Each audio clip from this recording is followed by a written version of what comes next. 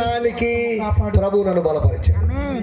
ఈ పరుగు, పోరాటం, ఇవన్నీ జీవితాన్ని, ఆత్మీయ జీవితాన్ని గురించి చెప్పండి మాటలు. మన ఎదుట ఉన్న పరుగు పందెం, పరుగు పందెం, పోరాటం, ఇవన్నీ ఏంటి అంటే ఆత్మీయ జీవితాన్ని గురించి మాట్లాడుతుంది. పోలికగా చెప్పబడ్డ మాటలు. నా పరుగును నేను కడముట్టించాను. పరుగును కడముట్టించడానికి దేవుడు నేను బలపరుస్తాడు. జీవితం యొక్క చివరి దశ వరకు నేను బలపరుస్తుంటాడు. 9వ అధ్యాయంలో పౌలును బలపరిచిన దేవుడు 2వ తిమోతి పత్రికలో 4వ అధ్యాయము లేదా రోమా జైల్లో ఉన్నప్పుడు కూడా ప్రభు ఆయన బలపరుస్తూనే ఉన్నాడు. మనల్ని బలపరిచేటువంటి మన దేవుడు నమ్మదగిన వాడు. మనల్ని బలహీనపరిచే మనుషులు ఉంటారు.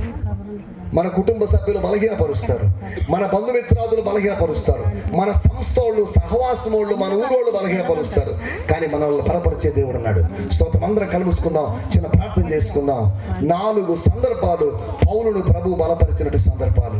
పరిచర్య కోసం బలపరిచాడని, ప్రయాణం కోసం బలపరిచాడని, ప్రభువును మహిమపరచడానికి, పాడడానికి ప్రభు ఆయన బలపరిచాడని, అంతేకాకుండా పరుగును కడముట్టించడానికి.